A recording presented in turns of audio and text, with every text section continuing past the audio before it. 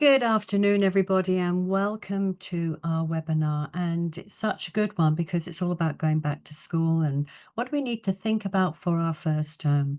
So my name is Yvonne Dalorto, and I am the training manager at Jolly Learning, which is such a lovely job because I get to meet so many people and also interact with you, parents, educators, and teachers. And also working in the background, we have Michael Sweet, our account manager, and he will be fielding the inbox if you have any questions. So it's a glorious day here in the UK. We're having our heat wave. And for many of you, you're on holiday. So I do appreciate that you have dipped in. So before we start, let's have a look in the chat box. Where are you all from? Let's see if we can have some responses. Egypt, lovely. And oh gosh, Sharjah, Indonesia, wow, Italy, we are truly international. Hong Kong, Dublin, Switzerland, wow. Thank you so much for joining us today, and I appreciate it 100%. Sri Lanka, Ireland, everywhere. Wow, Tobago. This is an amazing way to get started. No, we've got such an international attendance, and also that helps me as well with the, hey, there's Sudan, helps me with the presentation. So, Washington, Qatar, India, wow. So amazing. Lovely. So I'm going to get started because we've only got an hour. And if you can see, everything is okay. Yep, lovely. So here we are going back to school. And if you have used Jolly Phonics or if you haven't used it before, here's some tips to get started. The first term generally is one where we have a longer term time, certainly in the UK. And more than anything, it's where you're thinking about your planning and how to move forward. So let's have a look and see what that looks like. If I can find the cursor to move forward. Here we go. So getting started, let me go. I think we've jumped the slide. So let me say what is in the session. And of course, planning your first term is integral. You want to know how to pace it, what to look for, and a few pointers about how do I start before I actually get into the scope and sequence. Setting up your routines on how we can use the multisensory approaches that are really wrapped around Jolly Phonics and how our digital tools can support you with your delivery of a successful first term. So, selecting the best program for you using for phonics, but also fidelity to the program. And I'm going to explain what that means as we move further into the session. Also, motivating resources that can help you with your lesson. Now, many of you are probably aware there's a lot of information out there on what you can use and what you can do, but we're just going to fine tune that a little bit so that when you do get started, you at least know where you are going and what you are trying to achieve. So, first of all, let's look at where we're starting. For some of you at the beginning of term, you may have older students who are starting with the program. And phonics is often associated with young learners and the speed and how they learn. We adjust the program to suit them. But sometimes we can have older learners and their support needs may be different. Let's be mindful of this, that if you are starting, and for many schools who are on board in Jolly Phonics, they may be starting Jolly Phonics in the 3 to 4 year olds. They may also have the same starting point with the 4 to 5 and the 6 to 7s, so that everyone is on board in Jolly Phonics. This does happen with schools, but the one thing we've got to be mindful of is that older students will go through the program quicker because they have more cognitive ability and recognize that a symbol has a sound and they can make that association quicker. Also, they may find that some of the resources do not match what they can do because we are looking at the program starting with the younger children. But that doesn't matter because you've still got the core resources that can be used to help older students. So it's looking at the appropriate materials that will work from Jolly Phonics with the older students. You certainly may be looking at how you can support new intakes. So if children have already done Jolly Phonics, how do you support children who are coming in after that exposure and how you can bring them up to speed? Again, with older children, it's a slightly quicker process, but the program will help you be able to orientate this. And they may not need things like pupil book, but more one-to-one and opportunities for blending and segmenting. One of the things we are aware of when we start a new term is that often you are given a list of names. And with those names, you may have some information, but we could have children who have multilingual needs. They also may be used to working with a different alphabet. And more than anything, that their grammar structures and visual cues may have been different from a school that they have been in. And also, we're looking at a new system.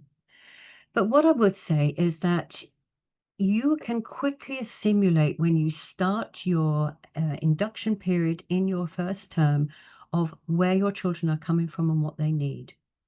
We used to think that everyone has the same starting point. They do more or less, but what we do find is also that children who are born in January, for example, will have an advantage to children who are born later on in the year. We also have to look at how we are using the program to help with grammar structures. And also, it's a highly visual program, certainly when we get to the Jolly Classroom and how that supports. But be mindful of simplifying language. And this is the case with all children, really. As we move on to special educational needs and diversity, I always remember that when I was a teacher, it was like a blank slate. We had no idea of what children may have. And sometimes this is not evident because it's only when you're working with children that you begin to see where they may need more support in certain areas. Also, remember that a struggling student may be a child who is struggling at that particular concept. It may not be forever. So we have to be able to use our knowledge of the program to know where to slow down and to speed up. If you are new to the Jolly Phonics program, make sure that you have an idea of where you're starting. And we're going to look at this a little bit more in depth, a few slides in, and where you want to be. But using the teacher's book is a great way for you to orientate your lessons and know how much you need to pack in. Certainly, children who have great linguistic skills fly through the program with great successes, but we also have children who may need more support in certain areas. Also, built into the program is assessment and evaluation. Now, the one thing about the program is that within a very short period of time, you can assess your children. And we're going to look at how that's done, but also you can start to look at targeted interventions using our assessment app, which is built into the Jolly Classroom app. Again, these assessments enable you to fill the gaps. And of course, our multisensory approach is one that does appeal to every child. If I was to ask you there now, how are you taking in the information? Are you writing it down? Are you listening? Are you just watching? We all have our different ways of learning, and it's exactly the same with the children. So the fact that we are offering one concept in several different ways is an amazing thing. So when children are using the program, it's not only the written word, it's the sound, it's the action, it's the movement. And also, all of that comes together successfully so children can move on to the next teaching point. One of the things that we know with children and are using synthetic phonics is that it can be repetitive and we have to keep revising, going back a bit before we move forward. We never put the child in a position where they are faced with something they haven't already learned. When we are doing a class, this is a good thing to think about with your planning, is how many letter sounds you're going to do during the week and also what consolidation time you are putting in. And this will pay really well for when we move through the letter sounds. So, motivation is something that starts right at the beginning. And also, we want to make it fun and engaging for the child so they have that interest. But also, as a teacher, I want it to be easy for you to navigate your lesson and have success with it. I remember when I first started teaching phonics, I had so many games and so many activities that I wanted the children to do in my class. I wanted it to be touching every element of their engagement and activities, and I was worn out. But honestly, what they needed was my instruction with a few simple games embedded in that and ones that didn't disrupt the class or needed a lot of clearing up. And I think many of you are probably nodding your heads, recognizing that that is a key point. Motivation is a big one, and motivation comes with a child being able to see their successes in when they're able to move on with their blending and segmenting and joining. Also, building a positive learning environment. This is embedded in how we move forward with not only Jolly Phonics, but also with every subject that you're doing in your classroom. What we need is children to have visuals so they feel supported, also the resources that are guiding them in a way. One other thing that we think about is how you respond to the children, giving them good feedback, helping them when they're on that little point that they can't move forward to. And also, this boosts their confidence and motivation. So I've given you a little bit of where we are when we start our term and things we need to consider. But now I'm going to ask you in the chat box, how many of you are using Jolly Phonics? So give me a thumbs up or a yes, I am, so that I can gauge how many of you are using Jolly Phonics and where you are. Oh, lots of thumbs up. Look at that. The thumbs are flying up here. So yeah, that's great to hear. Now, the one thing that I am extremely aware of with moving on with children and also their learning trends is attention is a big thing. Many teachers I speak to say, it's great in the classroom, but the attention span is like this. They want to move me on. They want to push me on like I'm on a screen. But however, don't feel that you have to move too quickly through your lesson and also do it at a pace that fits all your students. So again, I'm referring to the teacher's book where you can have a great idea of how you can start your core lesson and how you can finish off. So thanks for the thumbs up. I know exactly where everyone is. So teacher's toolkit. I love that expression, teacher's toolkit. What do I need?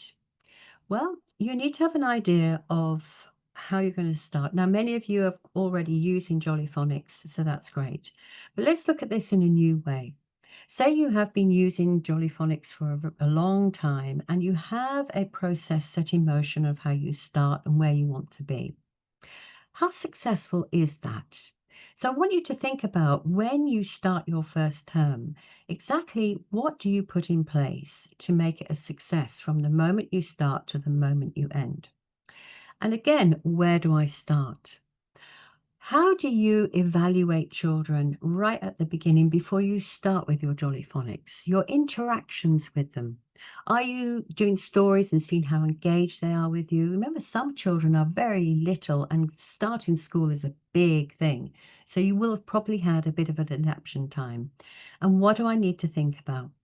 Certainly, having a routine in place is key so children know when they're going to start a lesson, and also drawing their attention to that curiosity with print through stories that you might be reading them while you're in that adaptation period. We don't want to leap in too quickly to teaching Jolly Phonics like week one. We want to make sure children are in a good place for learning. That's where we have massive successes, and also that they understand there's a routine. Many children sit there waiting for playtime and waiting for lunchtime. So having a good visual timetable will help them understand when this comes to take the anxiety of wishing away each lesson because they don't know what comes next. That's just a tip. So planning your first term. One of the key things is knowing about the resources. We do have a lot of resources that can support your lesson, but also we have a core. And that call may be you're using the starter kit or the classroom kit, which comes with a handbook, or that you have a bundle of resources such as the teacher's book, the pupil's book, and using things like the letter sound strips, the wall frieze. So many of you are probably just doing paper-based, others you're probably using digital or both. So in the chat, please let me know, what is your approach to the Jolly Phonics that you're going to be using this term? Is it paper-based, is it digital, or is it both? Let's have a look at the chat and see what people are saying. Both, both, both. All right, we've got a lot of both. Digital, both, paper-based. Okay. So I can see that there's a real mixture, but high on the poll here is that we have a mixture of Jolly Classroom and the paper-based resources, which is really good. And I'll explain why. Jolly Classroom is a great way for you to lead your lesson, but also you need to have some consolidation. And if you're using whiteboards, that sometimes does not help if you want to have evidence of how children are progressing with their skills. And of course, they need to read and write. So having the pupil's book or some way or the little workbook or the activity book, having some way where they can put all that information together in one place is highly successful, not only for you to monitor their progress and see how they are developing those 5 key skills that are embedded in all the resources that we have. But also, instead of having bits of paper flying around, you have them in a central place. This can also support as evidence if you need to show parents if a child is on a IEP and they need support, you can show the book, but also if you have Ofsted or inspectors, you have evidence of your progression within the program. Also, within Jolly Classroom, you have the resources as well, such as the app to assist you. Earlier, I mentioned where do I start and my finishing point for term 1. Again, working with schools, I often say to teachers, where do you want the children to finish? And they'll say, well, they just need to know the 42 sounds. But remember, our first term involves more than just the 42 sounds. We have blending and segmenting. We have handwriting. We want to see evidence of children who are still at that mark-making stage, being able to identify letters, such as using the magnetic letters or letter shapes, or even flashcards. So this is your pathway or the flight path of the child. So you have the teacher's book to show you where you can get up to at the end of book 1, but make sure that you have some fluid benchmarks to say, what if we don't get there? Usually the first term is the longest one, so that gives you plenty of time to make sure that when you get to the tricky parts of the phonics classes, like group 4, where you have 2 letters making 1 sound, you can pace yourself and say, well, just slow down. How much time are you building in for revision before you move on to group 4? Things like that. Also, at the end, when you get to your first term, if I'm looking at the UK, I know that December is a very busy month. We have plays. We have also children who may have sickness and flu. So where am I going to finish my 42 sounds? Am I going to bring it right up to the week before we finish our term? Or am I going to give myself a buffer for those children who are going to miss or practice for school plays or school concerts? So that's another point to think about. Additionally, if you are looking at where do you want to finish, think about term 2 and where you're going to start with revision built in. Because even if children do have a break, if only a week or 2 weeks, it's generally around that, they need to be on top. You need to go back again and make sure they're all set before we move on to the second book or step 2 with Jolly Classroom. So using this visual as a flight path, think about all of these things. So work backwards. If you're saying, and at the end of the first term, I'm going to be at the 42 sounds, how am I going to get that? Where am I planning in my breaks? Where am I going to slow down? And how much time do I have? Because remember, the lessons get bigger and bigger as you move along. Then if you have this in place, you can do the same for when you go to term 2 and term 3. Work backwards to know exactly where you want to be with your goal marks and your benchmarks, and then you can work backwards to see if it's feasible in the time. We do have a scope and sequence embedded in all the resources, so these can help you. And as you can see, I'm going to move on to a bigger version of this. You can see that we have the weeks. Now, again, you may not be working to this pace. This is just an example to help you see how everything is organized. So don't panic when you see, by week 9, what do I do? I haven't done that. This is giving you the scaffold as a teacher to build your lessons on. Also, as you can see here, you have 5 sounds. You may be working with 4 or 3 sounds. That's great, because then you can build in some revision in there. So please use this as a way to organize your planning on where you need to get to. Also, on this column, you have the 5 key skills. And these are really flag marked for you so that you can see, you can identify what we're doing and how we are doing it. And also what the desired outcomes are. Earlier in that other slide where I mentioned about term 1, think about what your desired outcomes are, and they're highlighted here for you, and if you are reaching those. It's very easy to open up a teacher's book and deliver a song that has engaging stories, or deliver a lesson rather, with engaging stories and songs and multisensory activities, but we also have desired outcomes. We want to know that children are getting these as we move along. So here, this reminds us of what we need to be doing, and also here, the scope and sequence and how you can plan. What you can see here, you've got a mention of some resources that really do work with the core. You have the little word book, you also have the word bank, but ultimately your teacher's book is your go-to, which will give you everything you need to know about progressing. And of course, many of you know we can't jump the sounds, we can't move them around because they are in that order for a reason. So, do I need all the Jolly Phonics resources to get started? Usually schools work on a budget, and what we do say is, like, if your budget is covering the core, then you've bought that core resource that will keep you going for a couple of years. So the next year, when you have a budget, you can add to your wish list. Have a wish list, and if you find that you are missing resources, then when the budget is available, you can add to this and have a wish list. Once you've bought the core resources, you won't have to buy them again for a few years. We're not going to be changing them, and we've refreshed them, but use that extra budget money to be able to branch out and get things that you can see in our catalogue. And Michael will pop the online catalogue link for you in the page. Also, the mapping your progression.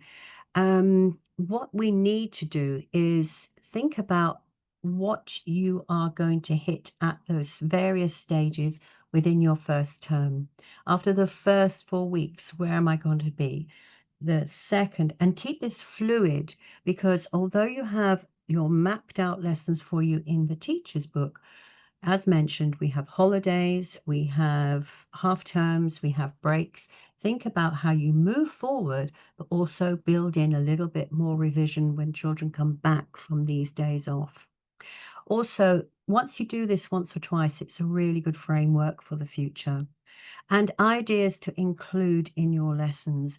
Once you've cracked how to get really good multisensory games into your lessons without it causing any disruption, you can use those year in, year out. And again, this is something that many of you, I'll bet that if I ask for a thumbs up, there's many of you who've got your go-to activities that seem to be working every single year, and that's what we need. So again, think about things that are essential. And the wall frieze is extremely important. How many of you have got a wall frieze? Give me a thumbs up if you've got the wall frieze. Let's see the thumbs up with the wall frieze. Oh yeah, look at that. Everyone loves the wall frieze. The wall frieze is one of those resources that I can't imagine teaching Jolly Phonics without. It's one that goes up group by group. You can also split up the letters and laminate them, and it lasts forever. And while I'm teaching the sound, I have that sound up and then I add it to the wall. So children have that constant visual resource to support their learning. It matches all the other resources that we have so that children are making the connection with the letter sound strips and the big books. And the one thing is that it shows the capital letters and the lowercase letters. And this is really important and something we don't talk about a lot. And you'll notice in the pupil books that we do the same. Because when children move on to doing capital letters and alphabet, they're kind of passively aware of all of these big letters and small letters having the same sound. Remember, we're teaching that a letter shape has a sound, and then we're saying that the same sound goes with another letter shape, and having it like this really helps them, although we're not explicitly teaching this. So the wall frieze is an essential go-to that we really need. And I think many of you have probably got a lot of ways to use this. I don't know if in the chat box you want to mention how you're using it, but certainly I used to split it up so that I had tiles and I could play games with it. And let's see what anyone says. Okay, yes, the resources do come in precursive and print. So yeah, that is another one. New to school, did not start yet. So I hope you're finding this valuable. So the one thing about having this essential core resource is that you can use it in many ways, not only for games, not only for quick fire, revision. And revision is something we're not going to talk about now, but is really important to help with children's recognition. Okay, whoops, I've gone backwards a little bit. So there we go. If you just bear with me a second, here we are. It's flipped forward. So also moving on from our scope and sequence, again, this is to guide you, remember that, and also about the resources. Besides having the wall frieze, the essential readers, we do need decodable readers.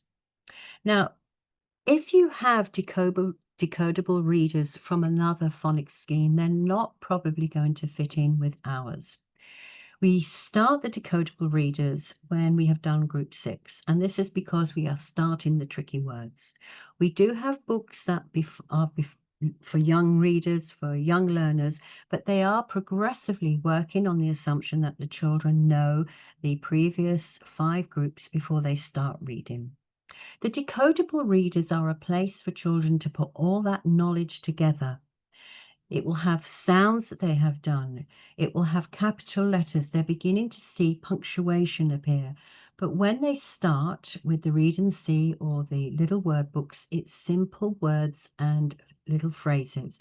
So children are making the most of all their knowledge. They need a place to practice. It is ability-based and not age-based. There are many schemes that are for ages. Ours are for ability. You cannot introduce a decodable reader until the child has done those letter sounds and the tricky words. And this is obvious. So if you are going to use decodables from another program, this won't work. And I'll mention that a bit further on when we talk about fidelity. But it is critical that children are reading. They have some opportunities to read when we are using Jolly Classroom. There's sentences there. And of course, in the pupils' books, we amplify that as well, where they are reading and they're also doing that reverse skill of writing. And within the range of what we have fiction and non-fiction, as you can see here. And what you can see with the grid is how we are working on ability. And these are the packs of books that are used. So children work to a color scheme, and it's not a case that if you whiz through that color scheme that you just immediately bump onto the next one. They may not have done the appropriate combination of spellings or alternatives, and the sentences are extending per page. Again, there is a skill in being able to help children with their decodables, and often it's really good to do this in class to show them how you are modeling reading, looking at the picture, finger tracking, sounding out, blending, segmenting, and giving them the intonation as you are reading. So it's an essential part to your Jolly Phonics implementation. Now, multi-sensory activities. Thumbs up for people who love their multi-sensory activities, or hearts. Let's have a different emoji this time. And oh yeah, look, that's lovely. So I'm just going to stop a moment and look in the chat box and see if you've got any ideas you want to share with me about any activities you feel work. So I can just read these out very quickly and share. I mean, as you can see here, the recycling for me was a big thing, using uh, paper rolls and plastic plates or anything so that we could use these for our recycling, and also plastic. So love using colored rice. We learn letters on the wall, finger tracking, chiffon scarves to make the letter shapes on the floor. That's beautiful. I love that one. I use clay, fantastic. We're using tactile finger painting. So these are brilliant ideas. Water, two-color Play-Doh to mix them together to do the diagraphs. That is highly visual. I like that. Mix watercolors to get a new color. Dot marker, Play-Doh, blowing out candles for the per. So I can see that you are extremely creative, and thank you, because you're giving your children a really enriching lesson. Pipe cleaners, fishing for the sounds, sand to trace, tracing fingers over grains in a plate. Wonderful, wonderful. So what we are using here are the multi-sensory approach, but also could you imagine if a child can't pick up a pen yet, or a pencil, that grip does take a bit of time. Being able to demonstrate knowledge not only helps you assess, but also is very empowering when you can say, well done, that's just great. And we mentioned earlier about giving reinforcement, boosting children, but also providing things that are up their level. And writing is one of the things that usually is the last thing that comes together as children are learning that pincer grip, and it takes a lot of patience and control. Now, one thing I would mention about the multisensory activities is don't let it consume your lesson. It's a great way to supplement your lesson. And for many teachers, they can move this component into arts and crafts, part of their planning, so that whatever time you have for your phonics lesson is focused. I call it zooming in, where you are really working with the children. You're getting those letter sounds, letter shapes, blending games. If you're using the classroom, you're getting them involved in the story, because of course, vocabulary is high with our English as a second language students. They need that opportunity to have vocabulary. So you may think of doing these activities as part of your arts and crafts time, or having them on tables where children can go to. But if your arts and crafts is not an option and you're going to use multisensory, plan it that it's not taking up over half of your lesson time, so that you either plan your lessons that it's teaching, and then consolidation can be these types of activities that could be done at various points during your week, so that your lesson is not lost with just activities. I'm also thinking for you as a teacher with your planning. So the multisensory activities, we know, really does help with children who may have learning difficulties. Now, for many of us, when we start with a new class, we don't know what difficulties a child may have. So being able to think about this in our first term is, how are you monitoring this, and what is flagging up? What are you noticing? And many of you, having used the program, recognize we can find this out fairly soon. The fact that we are using so many different approaches means that if we have what we see, what we hear, what we interact with, we also have movement, we have song. If a child is not getting most of these and has a preferred learning style, that we can understand. But if we have a child who is struggling consistently, we may have to look at how I modify my lesson in that first term. Again, the first term for very young learners is one about adaptation to the school system. If you're working with older children, it may well be that they are not making that connection between the letter shape and the letter sound. But also remember the similarity of sounds in the mother tongue. And we have great English teachers who are not native speaking English teachers who do a superb job of being able to identify these sounds and focus on them as pain points when they are teaching. They may have a symbol that has a very similar sound to a symbol we have in the English language. So offering a balance, and I'm going to use that word a lot, a balance, is a way that we can have a successful Jolly Phonics class. But more than anything, in your first term, it's about you identifying. Now, remember that roadmap I showed you? Where in that roadmap on your first term are you going to have these points where your monitoring and your evaluation is going to help you understand to plan a bit further? Where am I going to be after my group 3? And that's what we'll look at towards the end of this session. How do I know where to stop and fill the gaps and work with the students who are finding this difficult? But what we know is that offering the opportunity to do all of these things is a highly successful lesson, which is in your teacher's book. So think about your lesson plan. Your lesson plan will start with, you've got songs, you've got actions, we've got games, practice, and you've also got the digital component. But also what we have to look at, the other layer, this is the surface layer of what we're doing, is the skills and the strategies and the progression you are offering. Normally, when we start with the 42 sounds, the first 6 sounds, the first group is like, wow, this is easy. I did this, and the children are blending and segmenting. But remember, when you get to 36 sounds, there's a lot to remember. However, the resources are designed that the child is always going back to that first letter through the resources and the activities we are providing.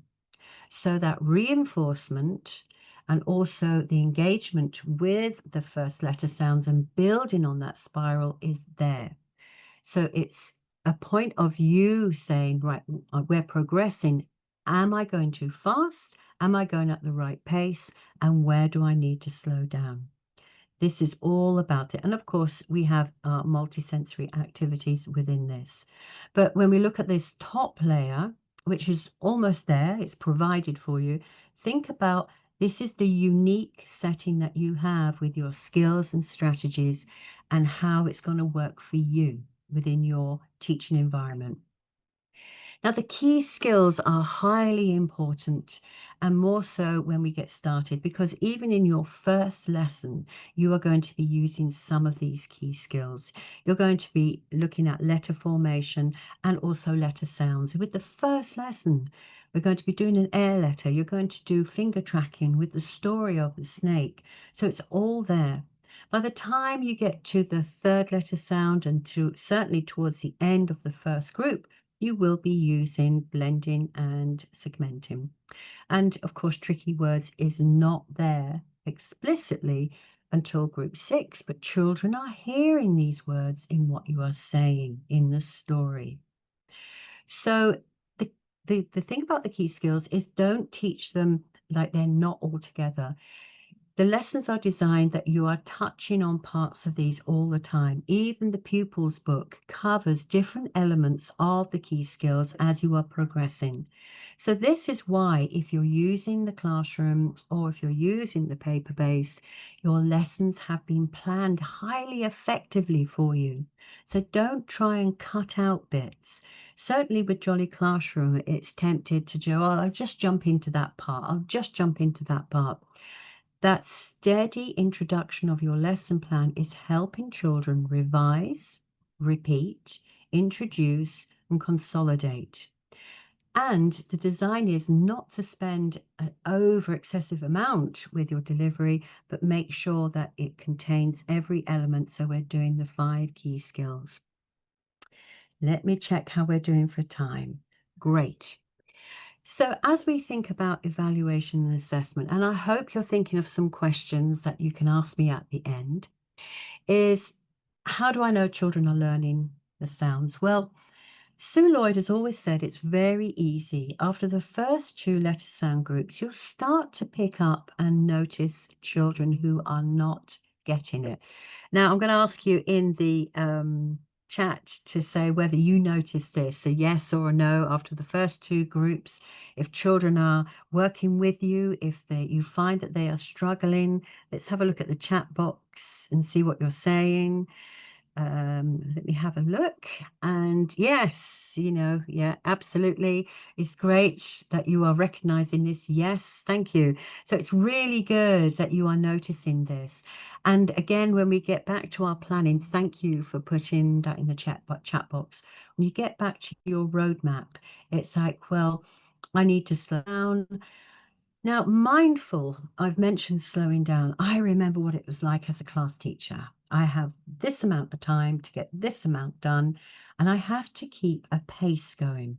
But it's how we move, how we accelerate and slow down, and you know when that works best in your unique environment. And as you can see here, sometimes we do have to slow down because it would be detrimental to move forward too quickly if I'm going to leave those 4 or 5 children in that corner who are looking up at the window or out the door because they haven't got it. I have to think of how I can address that. I might not have a teaching assistant. I may have very limited time, but what I might be able to do is start my lesson off a little bit different so that I can reinforce and engage them and repeat before I move on to my core. Be more explicit. Now, remember, the plan is we're always revising, we're always reinforcing, but I may need to be a little bit specific to help those children before I move on. Again, I should imagine many of you are using this strategy. Whoops, I am sorry, I keep flopping backwards and forwards. So thinking about this as we speedily move through to the next slide, it's exactly what we can use to support children. As you can see here, I'm going to move on to a screenshot of what we have in Jolly Classroom. You will see that the assessment opportunities come after the first 3 groups, and then from the 4th to the 7th group. These are strategically placed because, as you can see, the first 3 groups are single sounds and children will be familiar with blending and segmenting. You'll also notice that they are the short vowel sounds. We really need to make sure that children have the short vowel sounds in place, understand the letter shape, understand the sound that they make before we move on to having 2 letters making 1 sound, digraph.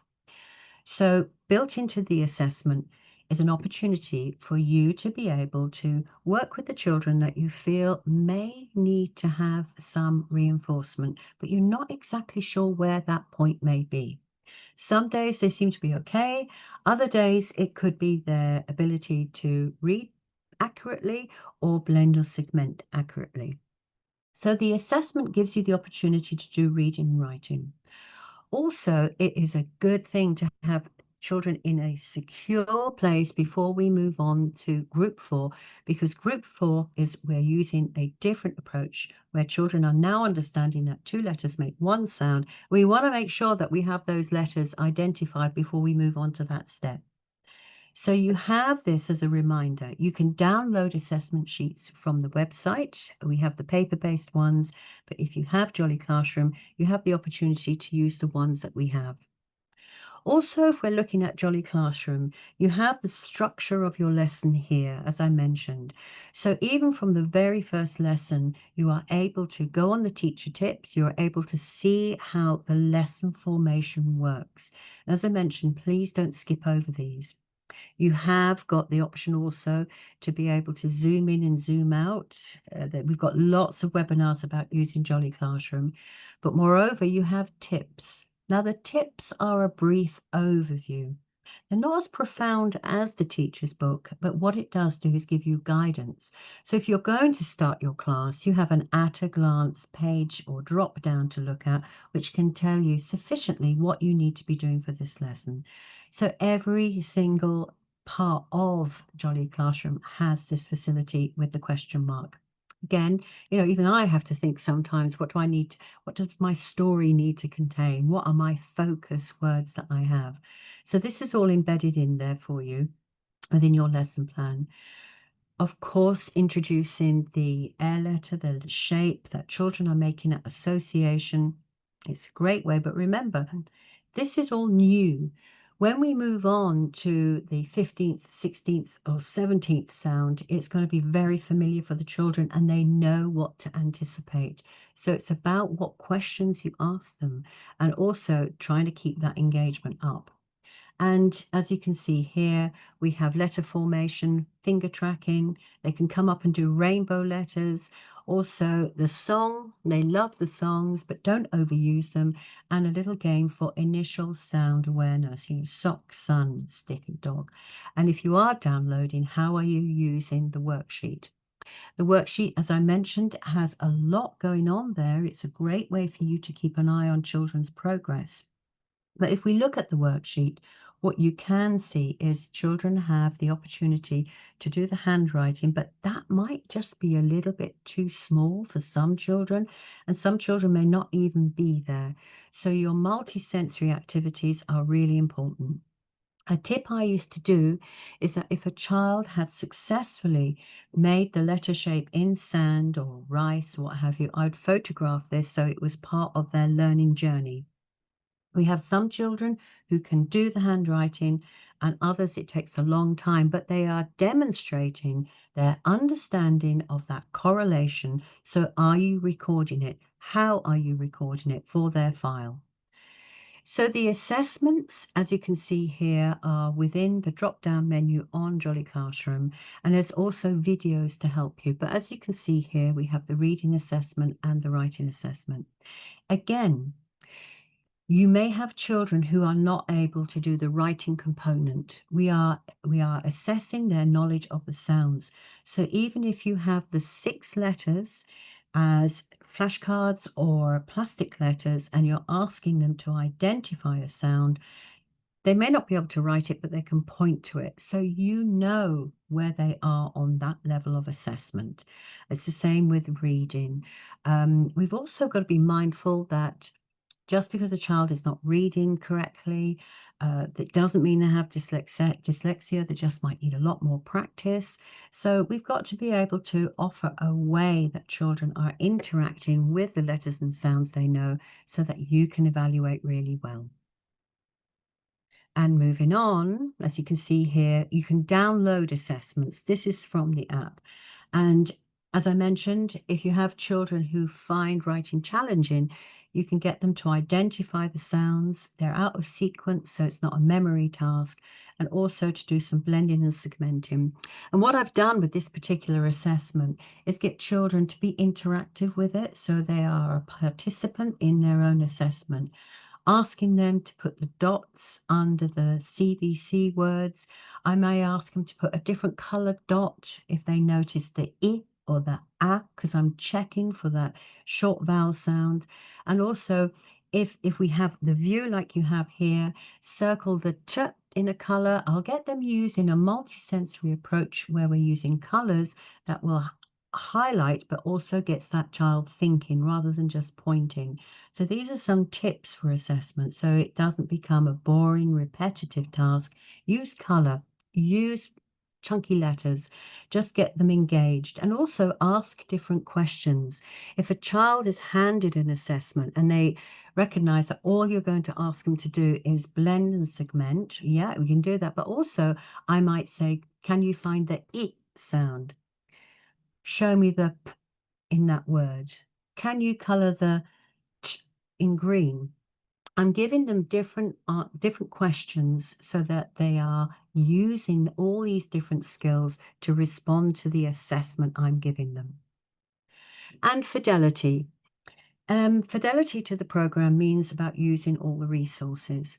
So the teacher's book has been built as a core to wrap around resources around it. That means that every stage that you are going with each sound, the resource has been developed to support what the children have learned before and what they are moving forward with. So It's difficult if you're going to mix resources from other programs that don't follow the same sequence, but also maybe using different visual cues to support the progression. Um, Also about the fidelity is you don't need a great deal, as I've mentioned. You can have the core to get started. But more than anything, if you are using Classroom and you are using the pupils' books, you have everything you need for the children. But then you may decide to supplement that as you move along with the phonics flashcards, and you certainly having the teacher's book will help with that planning that I keep mentioning. Where do I need to be and how do I get there? And also, again, our program is designed to fit your pace. It's not this week, this week, this week, you have to, because we recognize that children can have points where they slow down. Also, as I mentioned earlier, that we have times in our first term which through no other cause than illness and Christmas and holidays, it may mean we have a chunk of time missing. So this is why the program works really well to adapt to your lesson times and how you are doing the letter sounds per week. And if you look here, talking about fidelity and where we are, we can see that what fits in is if you are using the resources, children should get to this point successfully. Everything before we go on to group four, everything in your resources will have been building up from that very, very, very first lesson that they've done, moving on to here. And again, before we move on here, you want to revise all of this. So build that in. When you are looking at your first term, it's like, yep, I've got to this point. I might be in October now. Am I just going to take a day or so to just consolidate all of this? Am I just going to make sure through games, through flashcards, through going back on the activity page, as you can see here on Jolly Classroom, you have an activity page that has all the activities that are clumped together. So you have all the stories, you have the blending, you can have the segmenting, you can pick within the range what you wish to do and how to revise, just to make sure that children are all in the same place before we get here. And when we get to the very last one, which is R, children should be able to use all this knowledge effortlessly to do their blending and segmenting before we move on to the alternatives. So we got to make sure that everything is in place.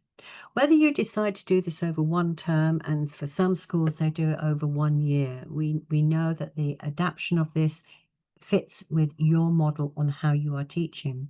But more than anything is recognizing what we call pain points where teachers have moved on too quickly to this sound before we know that all the short vowels, children are not confusing an I with an E and an A with an O. They can identify the vowels, A, E, I, O, before they go on to A, E, I, O, U. All children come in with A, E, I, O, U, but they need to know the short vowels as well. So we have got all of this put in place. And as you can see, I've come back to my roadmap, which I love. And you can see that they're all in place to support the journey, but more importantly, support you, the teacher. You have built-in and reinforcement, but of course, you know your children. You will get to know them really well by the time you get through the first term, the half of the first term. You'll be seeing the children that are very young and need reinforcement. And how am I going to build that into term two? If I'm successfully getting to the 42 sounds, what do I need to think about in term two before we move on to bigger concepts? And also, it's always teacher led, it's your control. They're not moving on without you. Every time you introduce a new letter sound, you are reinforcing something they have done. So they're in a safe working environment with you leading them, and we're preparing them for the next stage. Also, when we look at the next stage, I've got a video here.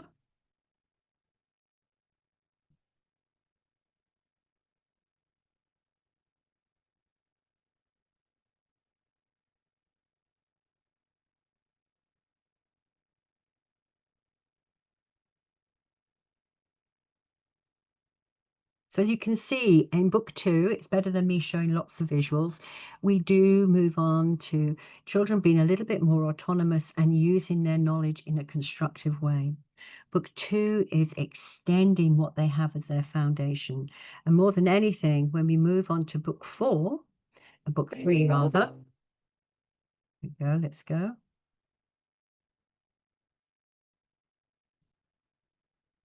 Oops, I think it's getting stuck. When we move on to book 3, what we can see is that children are moving on to a greater depth and bandwidth in what they are doing.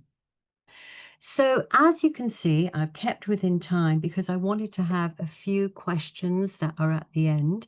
So I'm going to stop now and invite any questions in the chat that we may have, or if Michael has picked them up. So how can I use Jolly Phonics with an 8-year-old kid who cannot read and decode well? So as I've mentioned, if we're looking at using it with older children, a lot of the resources are designed for younger learners. However, you can use the flashcards, the letter sound strip, and the wall frieze to help children construct their knowledge. The blending flashcards are thus the black and white ones where they can start with doing the letter sounds and building that up. But when they're 8-year-old, remember that they have a lot more strategies in place on how putting information together. They're speaking, they've got vocabulary, and if they cannot read and decode well, then you've already identified the area you need to focus on. Lots of activities. This would also mean dictation. Once you've gone through the sounds in the teacher's book, it will show you where you start with dictations, because we also need them to be putting all this information together. And vocabulary is a key part as well, because otherwise we've just got children who are just producing what you want without it being effective and having some language as well. Let's have a look. We also have, I've got that with the child, with 8-year-old. Yes, thank you. I have 2 to 3-year-olds of ESOL students whose level is Spanish. Is it suitable to teach them as a whole group of letters? Oh, well, you've got an excellent opportunity here, because I taught in a Spanish environment for many, many years. And what we did do was we recognized that the language, that the Spanish lectura, that what they were doing, they were just focusing on the vowels first while we were introducing vowels and consonants. But what I would say is that you can introduce it with 2 to 3-year-olds, but slow down the pace completely. When we started with 2-year-olds, we focused on doing the 6 sounds in maybe the first term, and that was just an awareness. That was just a openness, so the children were making connections with there's a shape and that has a sound. Because at that age, they're also learning about environmental print. They're making connections that big red with the yellow squiggle is McDonald's. So we can't push them too quickly ahead, but certainly by having the grapheme up, having the having, even if you cut the tiles down, get them started, but be mindful of what your desired outcome is. You are really starting with phonemic awareness. We do have a webinar that's on YouTube that looks at early years, so please have a look at that. Okay, so we have here about the orange readers with our 5 to 6. When should we start using them during the program? So certainly after group 6, because by then we are introducing the tricky words. So we have the read and see, we have the little word books, but if your children are slightly older, you may want to start with the other levels. We have the red, yellow, green, blue, and we have the orange. And you will see on our website that we have instruction on where to go with these, which are the best ones to start with. So certainly once they've done group 6, that you are right. And we have here, okay, any more questions? We've got some more here. How do we get the certificate? That is sent to you straight after we have finished the session, within 24 hours. And how can I adapt? This is a good one. How can I appropriately adapt using this program with high schoolers? Again, you can think about using the program structure. Again, work with the teacher's handbook. follow the structure. You don't have to use all the resources, but certainly if you have the method, you can apply it by using your smart board. You can even go into Jolly Classroom. You need to do the stories, but you can certainly use the blending, segmenting activities, which are really important. And these don't come over too infantile for older students. And also we have here, I finished Pupils Book 1. Shall I continue to 2 and 3? 2 and 3 are integral to the whole program. It doesn't end with Book 1. We have to complete books 2 and 3, or steps 2 and 3, for children to successfully complete the program. Otherwise, they'll be left kind of like halfway. And when you're thinking about your reading and writing and your skills, is the introduction is the foundation, step 2 and step 3 is the consolidation and moving on.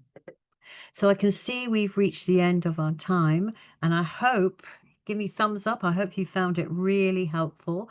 And any suggestions that you have about what you would like in our next webinar, please let us know. We have one scheduled for a couple of weeks, but we love to hear from you, and we also want to be able to help you. So thank you for joining us in your holiday time, and I really hope you've enjoyed it. And thank you, Michael, for supporting me in this session. Okay, so bye, everybody, and enjoy your day. Bye. Bye-bye.